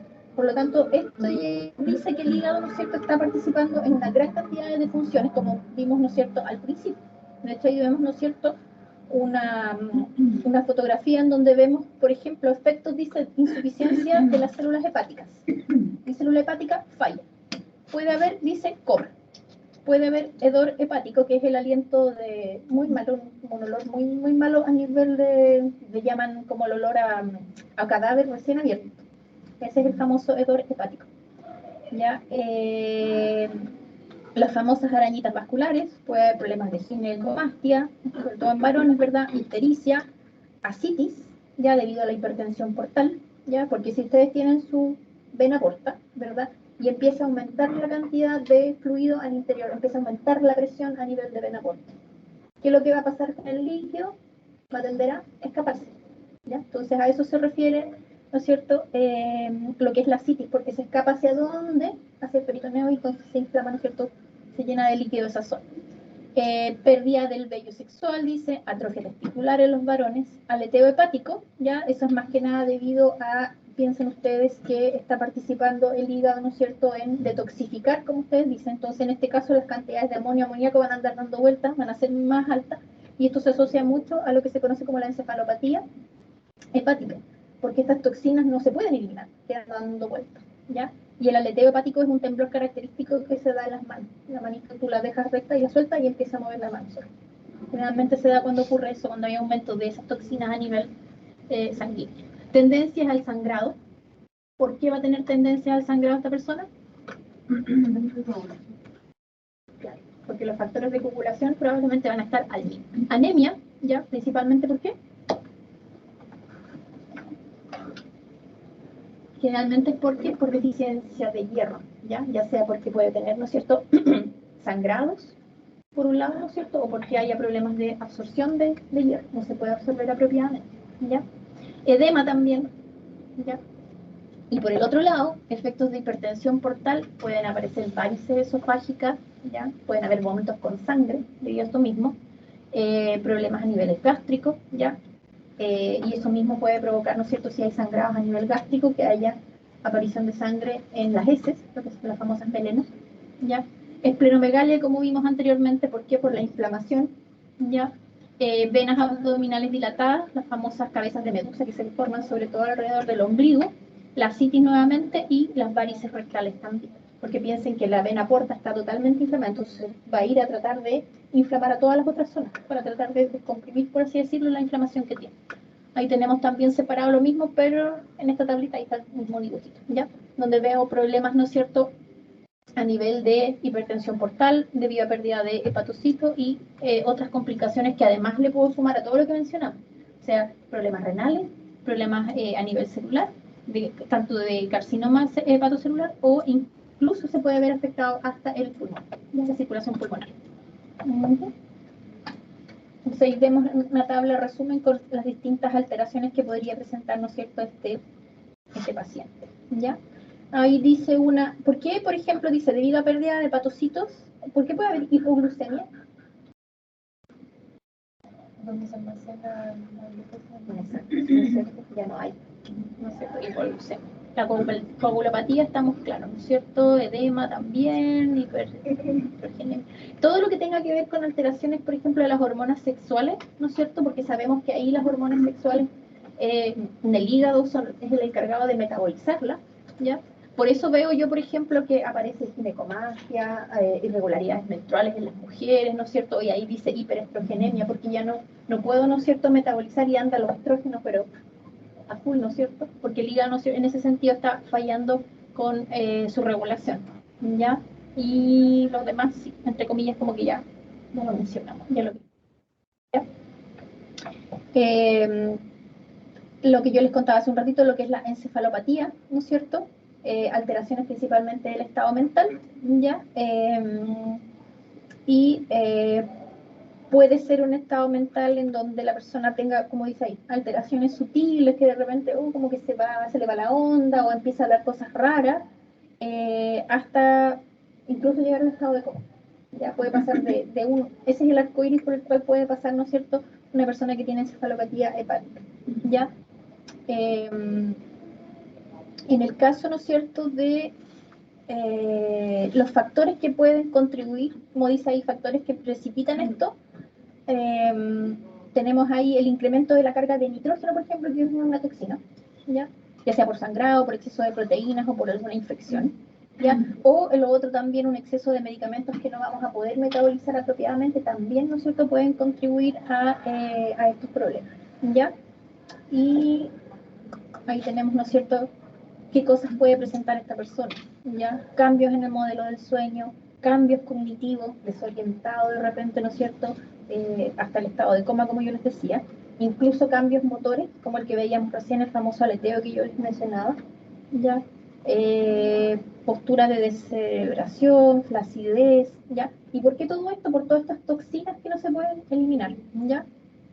Y ahí tenemos principalmente, ¿no es cierto?, de dónde vienen, ¿ya? Tenemos toxinas a nivel intestinal, ¿no es cierto?, ¿ya? El hígado no las puede detoxificar, ¿ya? Como el amonio, ¿ya? Amoníaco, principalmente derivados de lo que es de la urea y las proteínas, de ahí viene, ¿ya? La glutamina también, del amoníaco.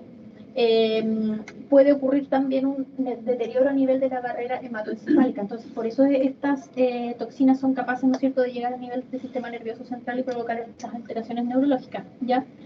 Alteraciones a nivel del GABA también, el ácido gamma-aminobutírico también, ¿no es cierto? Sabemos que es un importante neurotransmisor y por lo tanto también se puede haber afectado, ¿ya? Y también que debido al deterioro de la barrera hematoencefálica, ¿no es cierto?, puedan entrar algunos aminoácidos al sistema nervioso central, ¿ya? Y pueden actuar como falsos neurotransmisores, ¿ya? Entonces, en ese sentido, también pueden provocar una alteración a nivel de las conexiones sinápticas y por eso mismo presentar este tipo de alteración. Profe, ¿y estas toxinas cómo se pueden eliminar con las deposiciones? Es que generalmente el hígado es el que se encarga de eso. Entonces, por eso ese es el problema que ocurre en los pacientes cirróticos o en pacientes que tengan, ¿no es cierto?, una alteración a nivel hepático. De repente, ¿verdad? O sea, no de repente, sino que es el hígado el que se encarga generalmente de procesar y eliminar todo esto, ya de degradarlo, y que lo podamos eliminar a través del riñón, por ejemplo, ¿ya? Y claro, si están fallando los hepatocitos, no lo va a hacer al 100%. Y ocurren, no sé, yo en lo personal conocí a una persona, ¿no es cierto?, que le pasó esto, que tenía un problema hepático, ¿ya? No era específicamente de cirrosis, pero de repente ella conversaba contigo, sí, lo más bien, y de repente se iba y empezaba a hablar de otra cosa, y volvía. ¿Y qué características tenía? ¿O por qué empezamos a darnos cuenta de que tenía algún problema a nivel hepático? Porque empezó a tener mucho edema a nivel de las extremidades inferiores, ¿ya? Y también empezó a hincharse mucho y no comía casi nada. Entonces, ya ahí como que empezamos a... Y anteriormente, empezando a revisar, tenía antecedentes de varices esofágicas. Ya de hecho que trató de se hizo un tratamiento en donde lo que hacen es como ligar las varices, como que le hacen un nudito para que no se reviente. Pero era una cosa en que tenías que estar con la boca abierta mucho rato y está el médico ahí escarbándote. Imagínense todo el nivel de esófago, así, lleno de varices. Entonces, finalmente no siguió el tratamiento. Entonces, por eso empezó el problema a nivel hepático. Pero ese antecedente como que no lo desconocíamos. Pero después empezamos a ver todos estos cambios. El edema, el problema de la citis, ¿no es cierto? Y estos ratos en que se iba, pero volvía. Probablemente debido a que, claro, estas toxinas andaban ahí circulando. ¿Ya? que una vez escuché a un médico que dijo que un paciente tenía encefalopatía ¿Ya? y dijo, preguntó qué se le podía dar y dijo que lactulosa, porque él Para no que había botara. ido al baño, entonces para que lo vaya eliminando. Claro, probablemente todavía andaba dando vueltas, claro. Lactulosa. ¿Y funcionó o no? ¿O no? No sé por qué lo escuché en la urgencia, Ah, pero pero una de los tratamientos, porque él tenía cirrosis. ya. Entonces ya estaba desorientado y dijo que había que el tratamiento era darle la lactulosa. Ya. ¿Y alguna otra cosa así como para que vaya también a aumentar la diuresis también o no? ¿O solamente la lactulosa? Claro, porque sé que la anamnesis le preguntaron si iba Si al había ido al baño baño. y había dicho que creo que los familiares dijeron que varios días que no iba al baño. Claro. Muy bien. Exactamente. ¿Y el tratamiento que usan con pastillas de carbón para absorber la toxina no funciona? Es que las pastillas de carbón generalmente igual se recomiendan sí y no, y cuando uno está con diarrea principalmente, pues como para detener un poco el proceso diarreico en sí. Así que ahí no lo veo tan efectivo, porque si no es como detener eso y como que te queda ahí. Ujú. Ya. Mencionaba yo dentro de todas las alteraciones que podría tener este paciente cirrótico del síndrome hepatorenal, que principalmente se observan en aquellos pacientes que ya, además del problema hepático, presentan ascitis, ¿ya? Esa, ¿no es cierto?, el aumento a nivel de líquido, a nivel, ya se me olvidó la palabra.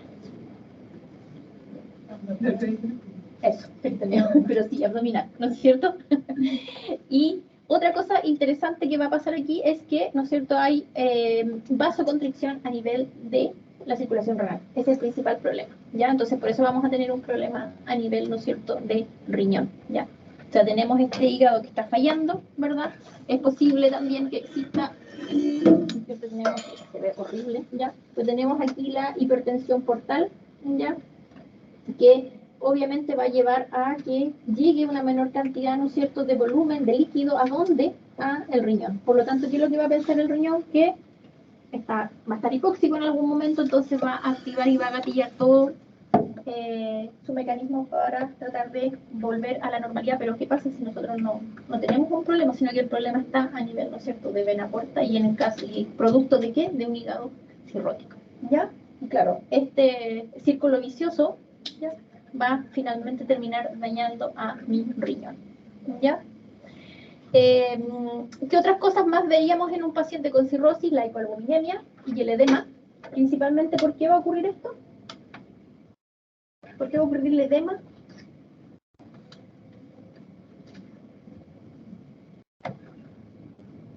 Sí, por ahí va la cosa. Exactamente, ¿no es cierto? ¿Verdad? La presión, ¿no es cierto?, que ejercen las proteínas a nivel de vaso sanguíneo para mantener las proteínas dentro, la coloide osmótica, ¿no es cierto?, que le llaman, no va a ser posible. ¿Por qué? Porque hay tan poquita que no va a alcanzar a retener todo el líquido que va circulando por el vaso sanguíneo. Entonces, ¿qué es lo que pasa? Sale, ¿no es cierto?, ese líquido hacia el extracelular, ¿ya? Entonces hay disminución de la presión oncótica, manifestada por un lado por el edema, generalmente en extremidades inferiores, y además la ascitis. Las coagulopatías ya sabemos por qué, ¿no es cierto? ¿Qué pasaba?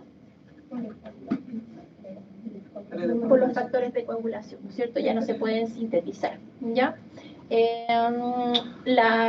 Peritonitis bacteriana puede ocurrir, ¿verdad? Imagínense esa tremenda inflamación que tenemos ahí, ¿no es cierto? La presión a nivel de lo que es el sistema gastrointestinal, ¿verdad? ¿Es posible que haya una perforación intestinal? Claro que sí, ¿ya? Carcinoma, ¿por qué? Porque puede haber transformación maligna debido a todos estos cambios que estamos viendo a nivel del hígado, ¿ya? Si más encima a esto le sumamos que la persona, por ejemplo, es portador del virus de la hepatitis B, peor todavía. O sea, hay más riesgo, de hecho, 100 veces más todavía, ¿ya? El C también puede influir, pero generalmente es menor la frecuencia, ¿ya? Y complicaciones pulmonares debido, ¿no es cierto?, a, sobre todo a la oxigenación, ¿ya? Perdón.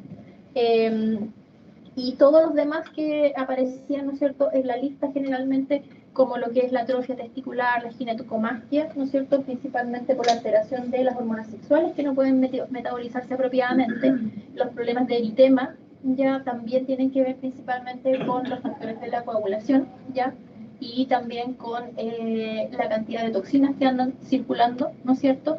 Y creo que esa era lo que tiene que ver con lo que es los cambios que podemos apreciar, ¿no es cierto?, en un paciente que tiene cirrosis, ¿ya? Que son debidas a las alteraciones que se ven, ¿no es cierto?, en estas células hepáticas. Profe, y en cuanto a los exámenes y tratamientos. Exámenes principalmente, ¿no es cierto?, tienen que ver con lo que podemos evaluar la función hepática, ¿ya? Las transaminasas, por ejemplo, son importantes. La medición, ¿no es cierto?, de bilirrubina conjugada y no conjugada. ¿A quién le tocó el paciente con problema hepático a ustedes?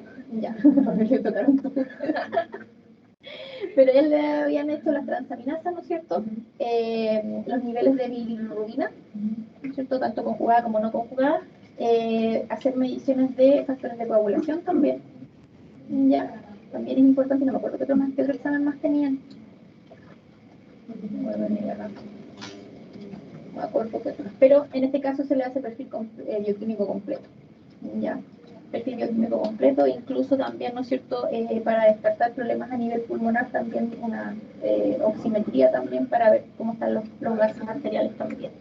Ya.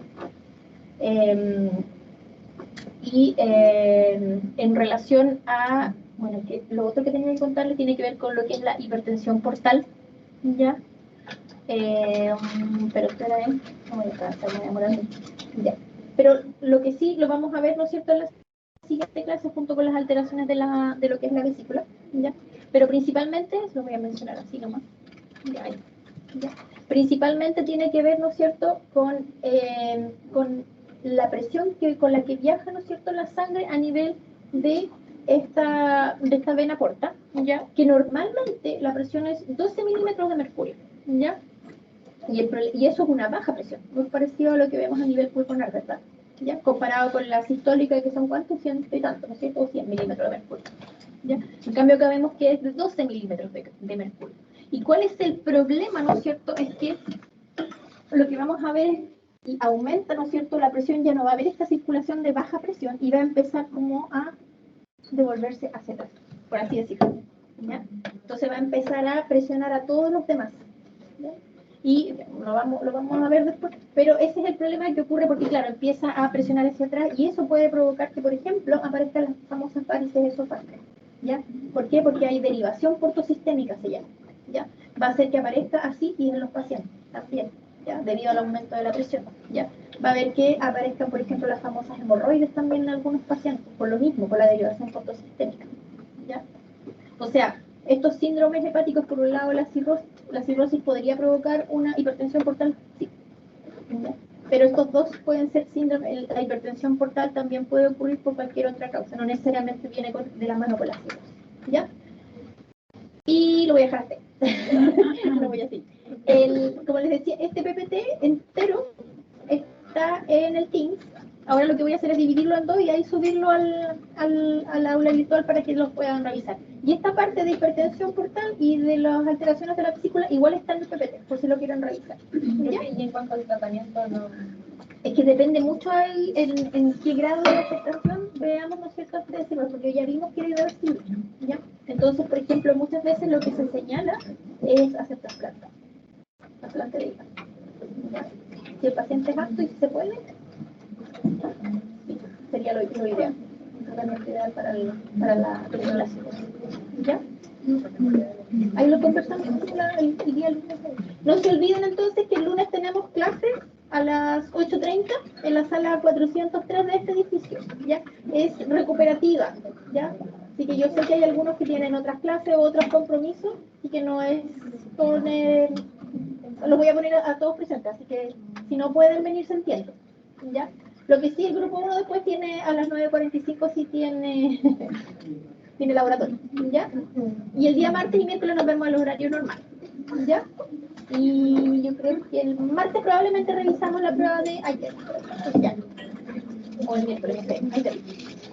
Depende cómo esté el fin de semana. Ya.